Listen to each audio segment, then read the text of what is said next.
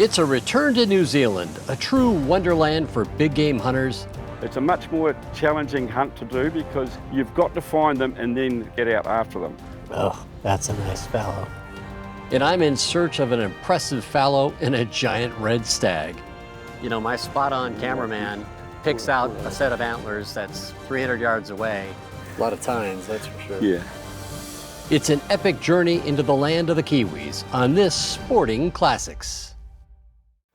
Some adventures are found at the crossroads of epic and unforgettable, and they're best enjoyed with a close friend, a companion who cherishes the sporting life just as much as you do. It's someone who knows the magic contained in the simple phrase, opening day, and who understands that the words hunter and conservationist are one and the same, for we've been giving back for generations.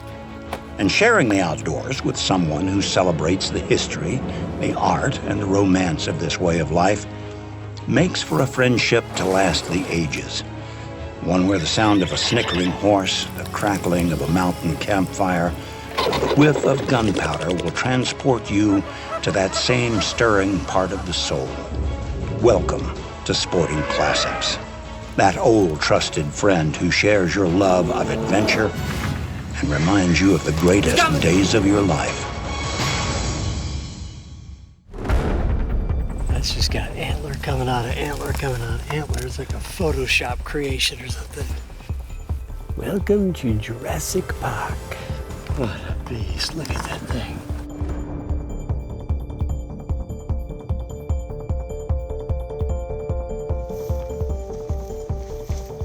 You know, as hunters, you think of New Zealand as the gigantic stags, the world's biggest stags, and you've got this natural landscape that has no predators, there's no winter kill, volcanic soils that are super mineral rich, and these stags grow to gargantuan proportions.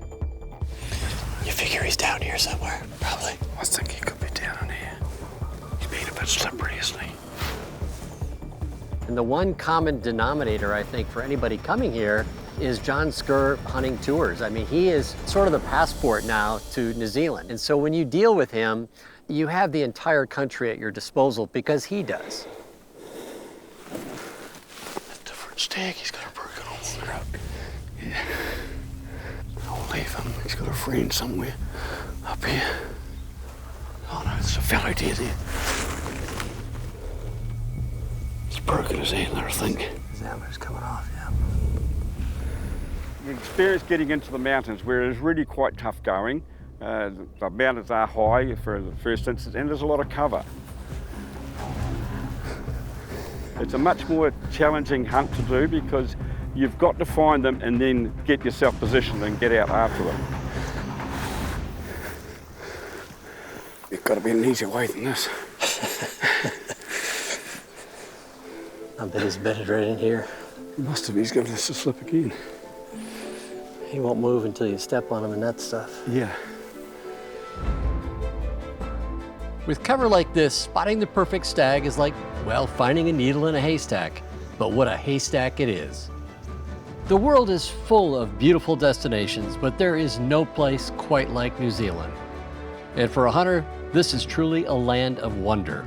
Stunning terrain, magnificent animals, and friendly hosts. I've been here many times before, but on each and every visit, it's hard to leave.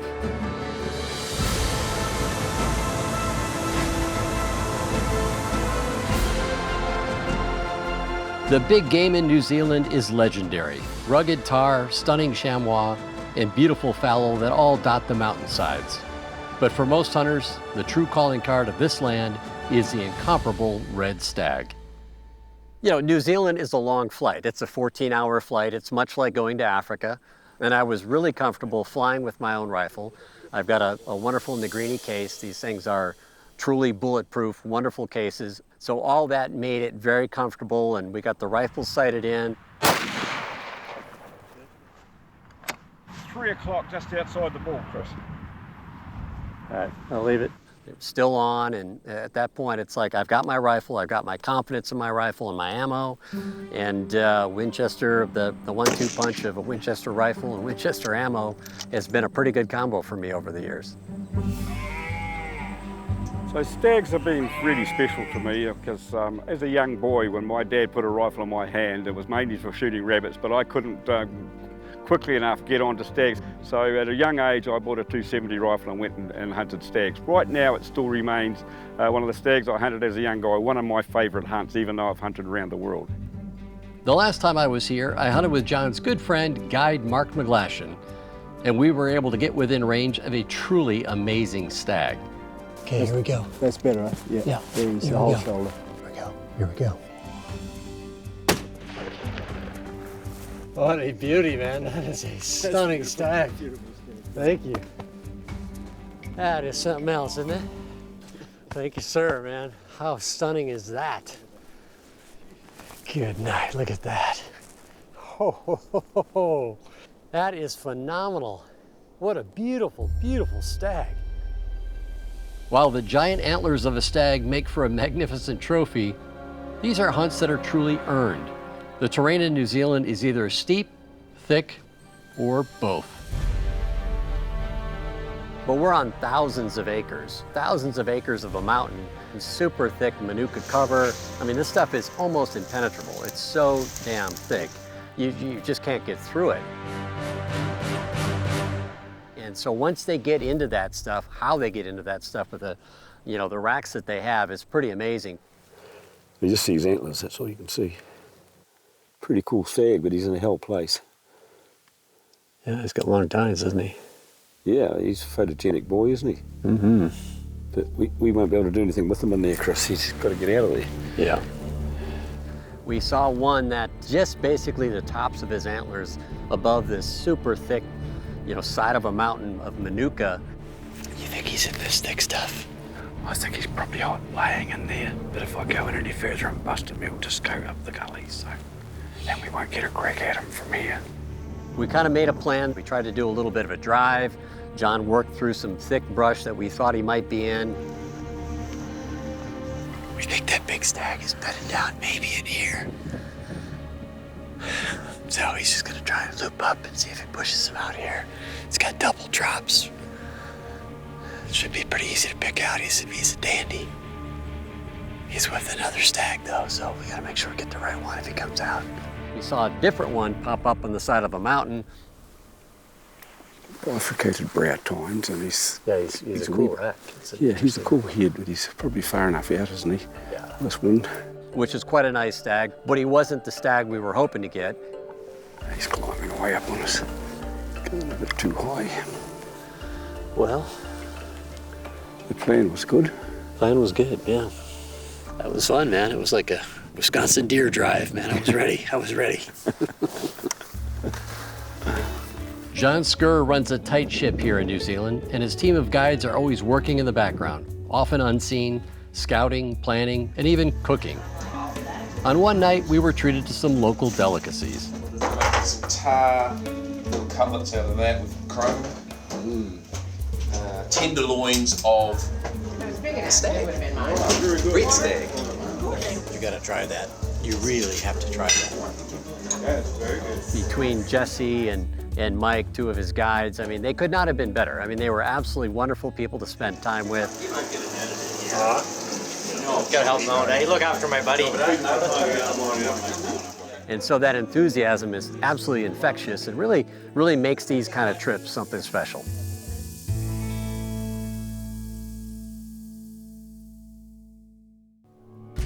Oh, that's a nice fallow. Beautiful, look at that, just not quite there. Each day we would see some fallows, so Chris was really keen to get a nice fallow deer, and he has had a fallow deer with me before. There's a couple of does right there. Just get on one of those knobs. This particular buck was holding does and going in and out of the trees, and He's got a female with him. Yeah. So what's that wind with those does? Crosshairs on them. Here we go. Yep. Right here. okay.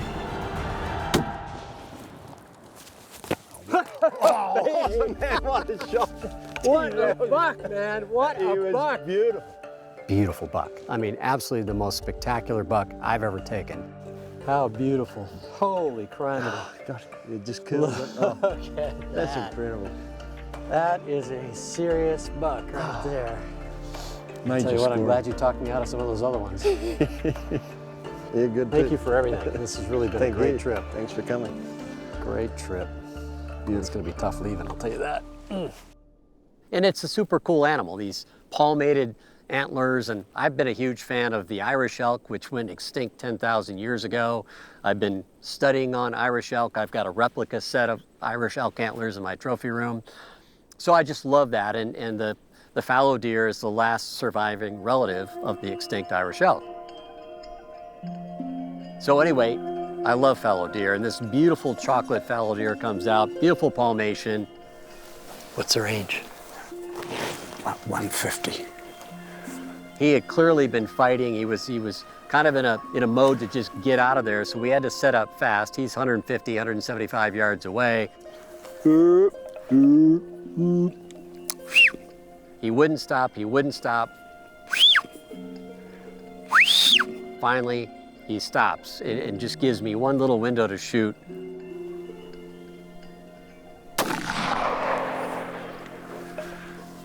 Say goodnight, Gracie. That's the way. That is like my imitation fellow. That was pretty good. That was somewhere between a fawn bleat and Tried to a mix grunt. it with a whistle, just Well, it worked. put him down. And, He just had a little bit of cover Yeah, right in yeah. front of him, but not enough to stop the no, it shot. wasn't enough to stop him. He was close to it, so Yeah. I was happy that he was taking that shot there.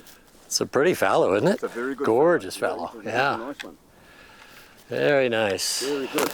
Well done. All right, cool. let's go have a look, huh? That's it. Thank you, sir. He worked on him. I'll give you that. Winchester did its job at that point. Yeah. Oh, yeah. Wow, look at That's that a pedal dandy. there, Chris. Yeah. Chris got on him quickly and we got him, so I was very pleased for Chris. And we got a really nice fellow. Yeah, no, he's really good, and he's got some really good mass, lovely palms. I like Yeah. them to be wider than the palm of my hand, and I've got Yeah. quite a wide palm. And yeah, nice buck, good length, good width. Yeah. Worked hard for him. He's got a beautiful cape on him What too. a beautiful cape, huh? Yeah, and That's he's a really old boy. too beautiful all the way around. Yeah. Yeah, he's a classic. Just like you, he's a classic. He's a classic. Yes, it's. Thank you, John. Good stuff, buddy. Yeah, excellent. Always good to be with you, Good to be man. with you again. Yeah. Hunting or no hunting, it's always good to be with you. Great. Likewise. For he's a jolly good fellow. For he's a jolly good fellow. For he's a jolly good fellow. And so say all of us. And so say all of us. And so.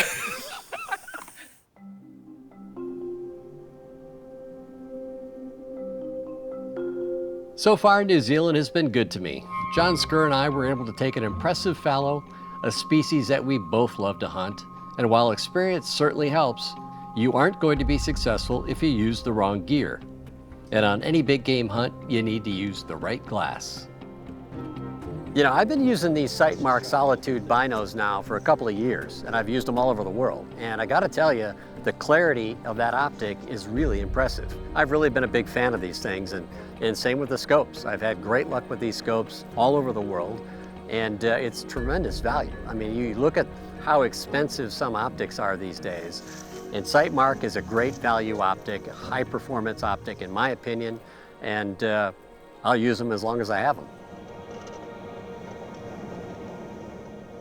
We were just wandering through this thousands of acres of wonderful cover looking for Mr. Big, any really nice stag, really mature stag, and just as we were driving along. Oh, there he goes. It's a good stag, that fella. We would shoot that one. It's a good stag, Chris. You want to go get him? Yep. We'll see him drive up here and cut him off. Jumped him and he took off. We got just a glimpse of him, knew he was a good one.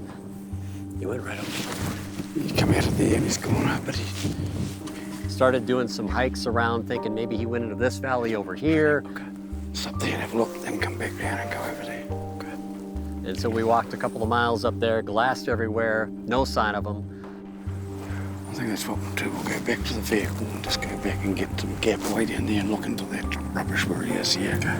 So we got down below, looked at a different valley, and you know, my spot-on cameraman, Deadeye John, we call him, picks out a set of antlers that's 300 yards away. Oh yeah, he's bedded down there, isn't he? Down in heavy brush. It was just a few tines sticking up above the brush.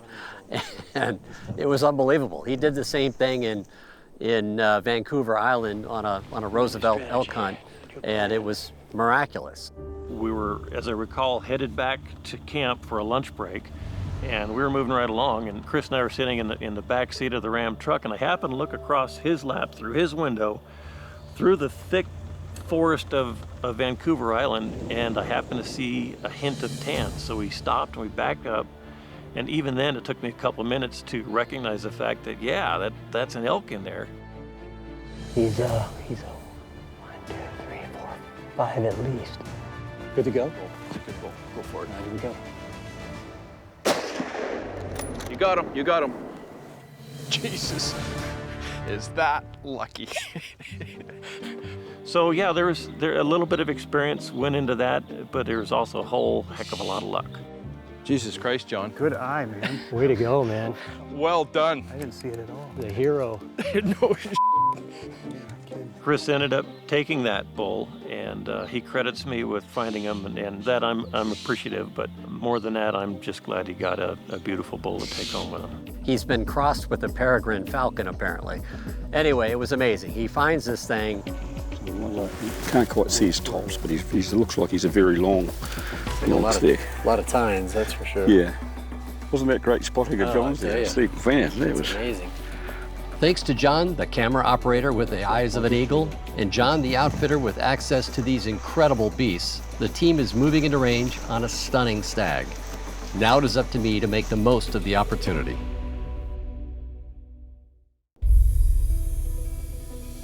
After a successful hunt for fallow deer, I'm looking to wrap up my adventure in New Zealand with a giant red stag that we've spotted through heavy cover.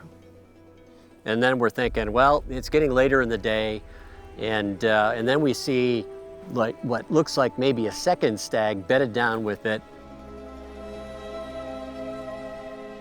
We waited, finally they get up, and one goes a little bit left, finds one little clearing. It was super thick on the side of the mountain, finds one little clearing 300 yards away. He's broadside, and it's the widest of the two, which by the way happens to be my preference. And so we just got set up on sticks. It was tricky because we had a lot of wind. We had a lot of wind gusts going across the valley. I'm trying to kind of time it when it's not gusting strong, but you never know on the other side of the valley what's going on. But I felt good about it, had a good rest. It's been over the top of him, yeah. Was it over the top? Yeah.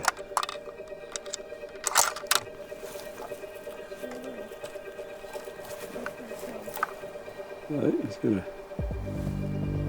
Well, I put it right on top of his back, but that might have been, is that the other one right there? Yeah. You're both together there. Yeah, okay. He's covered up in brush. Well, the rest felt good. I knew the rifle was on. And then we just waited a few seconds. Next thing you know, he's getting wobbly and... Easy goes, he's down. There's no point in it, Chris, he's fell over. Cameramen just never have any faith. Sheesh.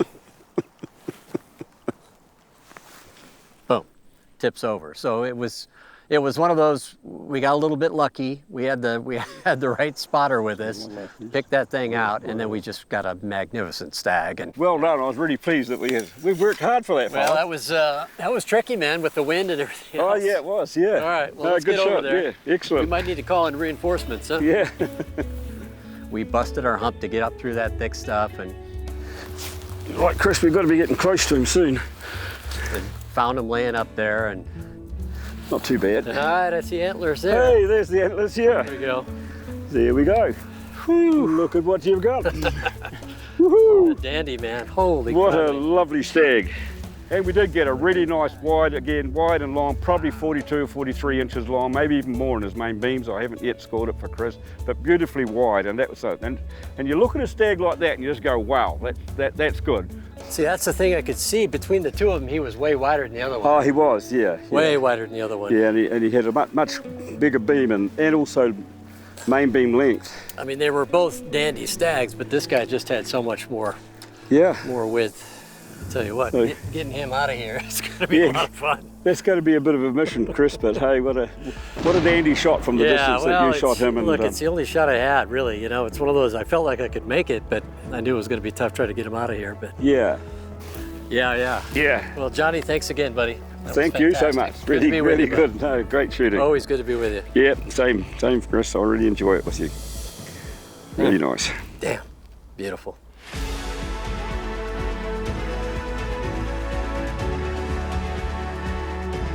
And just an epic adventure. You know, one of those things where you go, here we are in this landscape. I'm hunting with an old friend from New Zealand who I would paint a fence with just to hang out with them, and doing what we've done for 20 years. And it was really fun. It was just a really rewarding trip and a lot of fun to see John again. Wonderful to come back to New Zealand, and I can't wait, frankly, to come back again.